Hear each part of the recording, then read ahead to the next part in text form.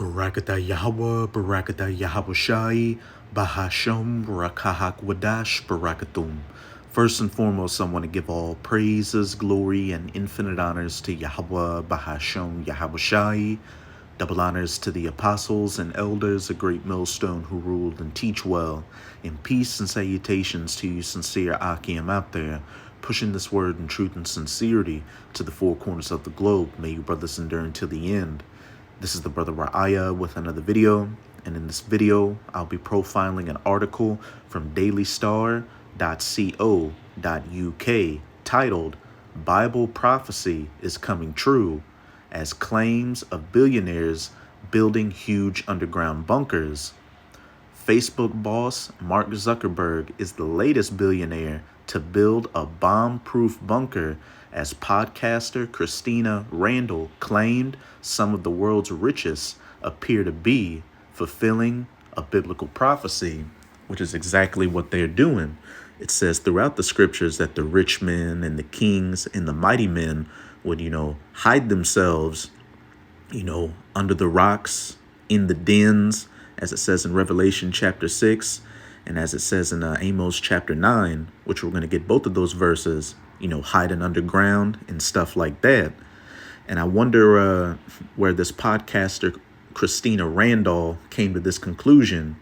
Hey, at this point, it's becoming self-evident that these people out here have been listening to the prophets of Yahweh Bahasham Yahweh Shai, Yahweh being the name of the Heavenly Father, whom the world ignorantly refers to as God, and Yahweh Shai being the true name of his Son, whom the world ignorantly refers to as so-called Jesus. And if the spirit of Yahweh Bahasham Yahweh Shai is dealing with you, you can clearly see that GMS, or Great Millstone, as well as the brothers that come in the spirit of GMS, is where Yahweh Bahasham Yahweh Shai has laid his spirit, because from our apostles and elders on down, everything we've been prophesying about is coming to pass, because we are living in the last days, the last seconds of the last days, before the end of this current age of the rulership of the heathen nations, chiefly by the biblical Edomites, or these so-called white people, and the second coming of Yahweh Shai.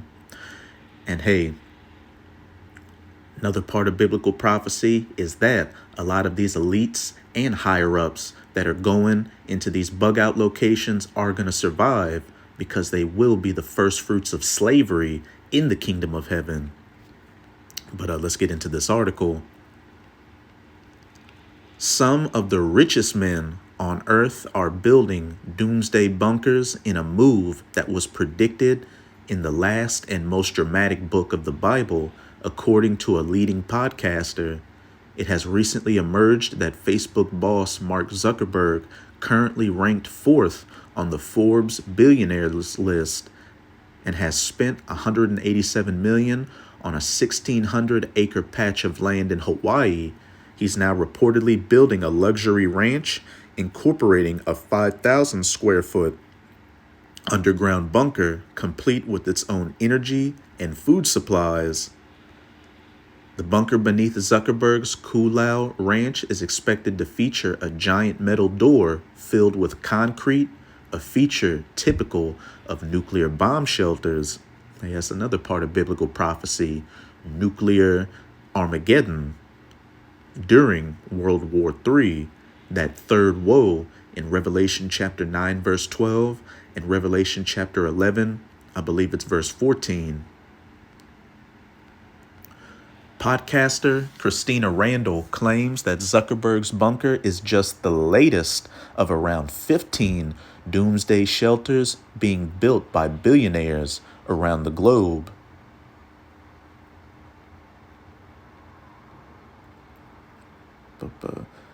It is definitely very interesting that they're choosing to build something that sounds like it could be fully self-sustaining, especially if something catastrophic happened to the world and it was no longer habitable, she said. And best believe that these higher-ups know exactly what's coming. Economic collapse, world war, and the threat of the use of nukes. For those at the top, such as your Rothschilds and your Rockefellers, Hey, they understand biblical prophecy and know that these things are a certainty. So they're going to try to, hide themselves accordingly. But they think in their warped out mind that they're going to be able to come back to the surface after the dust settles and continue to establish their NW0. But that's not the case. They have cognitive dissonance to the parts in the scriptures where it says that after they go underground and into these other places, that what? They're going to be dragged out like the rats that they are and thrown into slavery.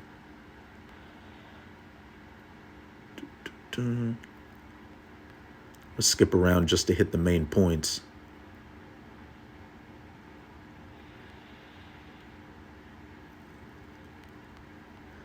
Zuckerberg is not the only one spending millions on what appears to be a way out of it if the world ends, Christina added.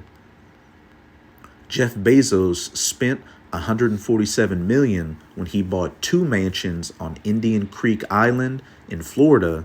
And hey, anybody in the United States of America, it doesn't matter how deep your bunker is or what, you got a military installation in the mountains of NORAD, you're going to be completely wiped off the face of the earth when 200 million nuclear missiles hit this place. The only people that are going to survive are the elect of the nation of Israel, the nation of Israel consisting of your so-called Negroes, Latinos, and Native Americans in the United States of America that are going to get beamed up onto the chariots of the Most High, which people ignorantly refer to as so-called UFOs, when this destruction takes place. And, the people outside of America, which, nukes are going to hit all across the planet, but, a lot of people are going to survive. It's only in the U.S. where everybody's going to be destroyed.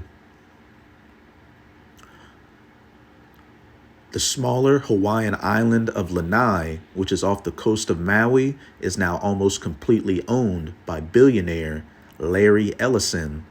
New Zealand, which is definitely considered to be an ideal place to wait out the apocalypse, is now full of bunkers for tech elitists. And best believe that, while they have, these billionaires and other higher-ups, they have their installations in America. they have their real ones that they're really going to bug out to outside of America. Because even before those nukes hit, they know that America is going to be ground zero for all hell breaking loose. She even cited the biblical book of Revelation, which predicts the end of the world. And she put Revelation 6, verse 15 there, which, no spoilers, but we'll read it when we actually go to Revelation chapter 6. But hey, as we get closer and closer to the end, I know you sincere Akim and Akwath have noticed it, as well as myself. The more and more people that do reports on, SHTF information, as well as just, into the world type information in general, they can't go without using biblical terms or citing biblical prophecies. That just goes to show that we truly are living in the last days when all these prophecies are quickly coming to their fulfillment. And like I said earlier, a lot of these people out here, without giving credit where credit's due, have been watching the prophets and seeing, the Bible being broken down correctly. So that's it with this article. Now let's get to these precepts showing these rich men and these great men and these mighty men, hiding themselves from the destruction to come, and what, the end result of that is. This is Revelation chapter 6. I'm going to start at verse 12. And I beheld when he had opened the 6th seal, and lo, there was a great earthquake to make the earth rock to and fro like a drunkard, as it says in Isaiah chapter 24, those nuclear missiles being shot to the ends of the earth. And the sun became black as sackcloth of hair, and the moon became as blood. And the sun in the scriptures can be symbolic for knowledge, while the moon can be symbolic for wisdom. And once these nukes fly during World War III, that's going to be the end of Esau Edom's false knowledge and wisdom that he's deceived this world with. The so-called theory of evolution, his so-called scientific theories, feminism, democracy, capitalism, all that's going to be a thing of the past when those nukes hit, because hey, there's going to be nothing for these people to seek to anymore once they're on fire and burning and everything they believed in collapses all around them. Verse 13, and the stars of heaven fell unto the earth, even as a fig tree casteth her untimely figs when she is shaken of a mighty wind. And those stars of heaven, can go into, these different idols that people look unto, no longer being their refuge. People aren't going to be caring about these celebrities. People aren't going to be, giving too much thought to Buddha, Krishna, any of that. Because all these things they believed in and thought would save them, have been brought to naught as these nukes are flying. And also when those nukes are going to be, coming, being shot and seen in the sky coming down on people, what's it going to look like? Stars falling from heaven. Verse 14, and the heaven departed as a scroll when it is rolled together, and every mountain and island were moved out of their place. These nukes rearranging things. And also the heaven being departed as a scroll when it is rolled together. That's talking about that mushroom cloud after that nuke hits its target. Because what does it look like? When the mushroom cloud goes up and billows into itself, it looks like a scroll being rolled together. Verse 15, and the kings of the earth, these uber elites, such as your Rothschilds and your Rockefellers, and the great men and the rich men, your Jeff Bezoses, Gil Bates, Mark Zuckerberg, Elon Musk's, and the chief captains, these high ups in the military, as well as these, politicians and stuff like that, these presidents and prime ministers, and the mighty men, and every bondman and every freeman, their servants that they're going to have with them in their bug out locations, hid themselves in the dens and in the rocks of the mountains, mountain bases, underground bunkers, and said to the mountains and rocks, fall on us and hide us from the face of him that sitteth on the throne, Yahweh the Most High, and from the wrath of the Lamb, Yahushai, his son, who's coming to make war against these heathen nations as well as save the elect. Verse 17, for the great day of his wrath is come, and who shall be able to stand? Not a goddamn person when the wrath of Yahweh Bahashem Yahushai is unleashed. But now I'm going to go to Amos chapter 9. I'm going to read verses 1 to 3. I saw Yahweh standing upon the altar, and he said, smite the lintel of the door, that the posts may shake, and cut them in the head, all of them, and I will slay the last of them with the sword. He that fleeth of them shall not flee away, and he that escapeth of them shall not be delivered. And those that are trying to flee and escape are what? These kings, these rich men, and these mighty men. But as it said, they're not going to be able to escape or flee or be delivered, because, while they'll escape all these calamities of Jacob's trouble, they're being preserved so that Yahushai and the 144,000 of the elect of the nation of Israel, who are fishers of men right now, prophesying this word, are going to be hunters of men in that day with spiritual bodies.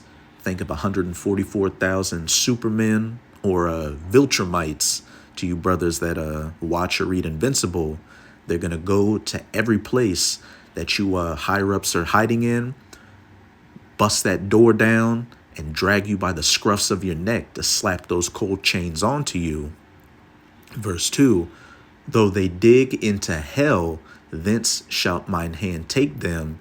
And when you go into that word hell in the Strongs, it's Sheol, or the grave. It's talking about underground.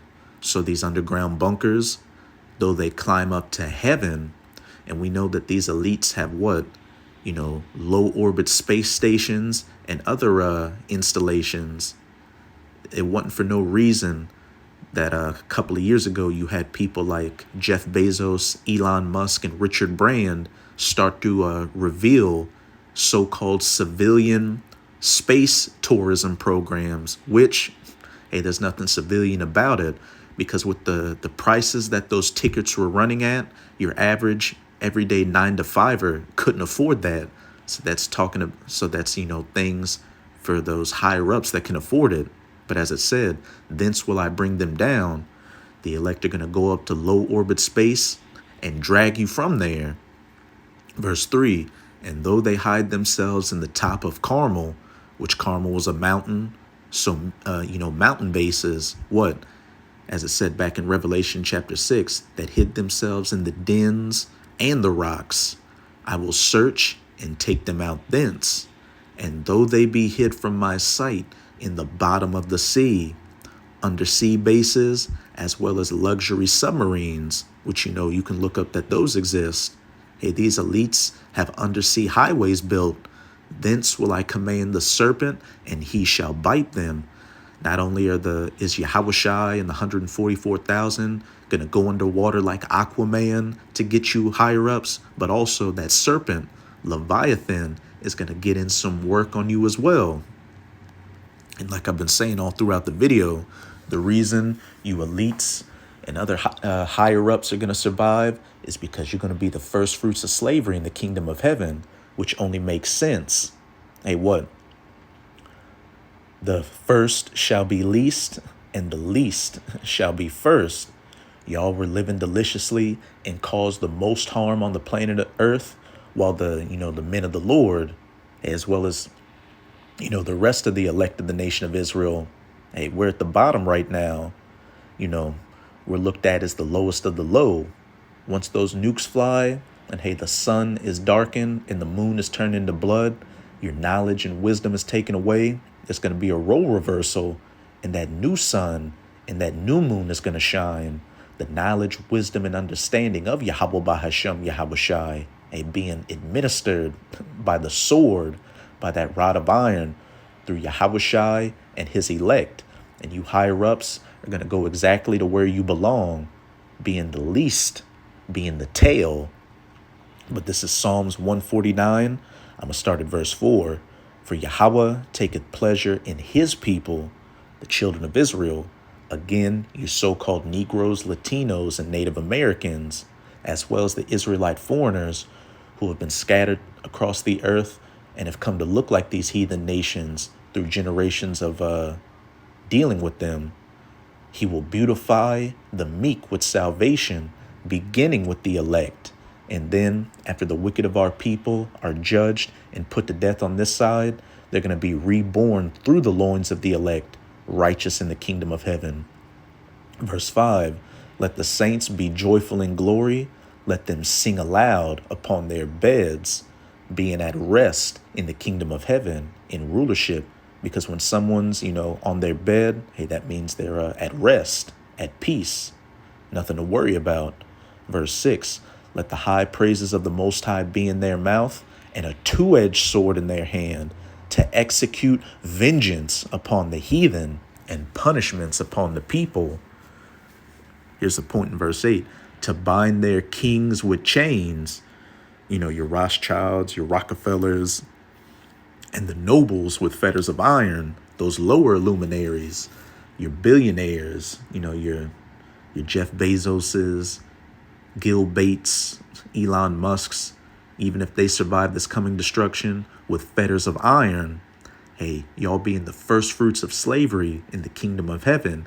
Hence why the Most High is going to have you preserved in these different bug out locations to execute upon them the judgment written.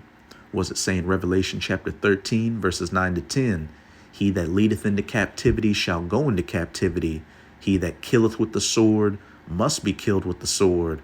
And also, as it says in Jeremiah 30, verse 16, all they that afflicted thee shall be afflicted. Roughly paraphrasing, all they that spoiled thee shall be a spoil. All they that made you a prey shall become a prey. This honor have all his saints praise ye Yahweh. The honor, of the first fruits of the kingdom of heaven, the elect. Now I'm going to close it out in Isaiah chapter 49. I'm going to start at verse 22. Thus saith the Lord Yahweh, behold, I will lift up mine hand to the Gentiles, the heathen Gentiles, and set up my standard to the people, and they shall bring thy sons in their arms, and thy daughters shall be carried upon their shoulders.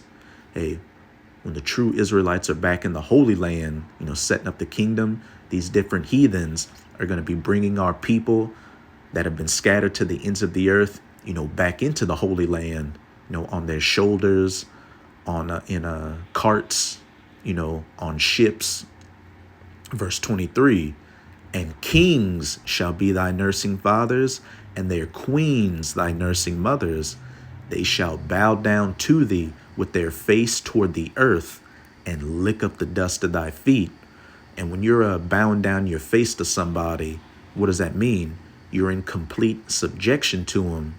Hey, these kings and queens, these rich men and mighty men, hey, they're going to be our slaves underneath us, giving us reverence in the kingdom of heaven, getting railroad tracks put on their backs because they're in captivity. And they're not literally going to be licking up the dust of our feet. That just shows how low of a position they're going to be in. And thou shalt know that I am Yahweh, for they shall not be ashamed that wait for me. This honor have all his saints praise ye Yahweh, to execute the judgments written. Shall the prey be taken from the mighty, or the lawful captive be delivered? And hey, the elect are going to be taken from the mighty and the lawful captive delivered when Yahweh beams up his elect, onto the chariots to save them from this destruction. And even before then, during Jacob's trouble, during the famines, the pestilences, martial law, all these judgments taking place, they're going to have that protective hedge over them to, protect them from those calamities. Verse 25, but thus saith Yahweh, even the captives of the mighty shall be taken away, and the prey of the terrible shall be delivered. For I will contend with him that contended with me, and I will save thy children. And I will feed them that oppress thee with their own flesh, and they shall be drunken with their own blood, as with sweet wine. And all flesh shall know that that Yahweh, and the Savior, and thy Redeemer, the mighty one of Jacob, point blank, period. So that's it with this video. With this video, I hope you sincere Akim and Akwath were edified. Hey, just keep strong. We are almost out of this final wicked captivity of the heathen nations, chiefly of the Edomites. And as always, I'm going to say a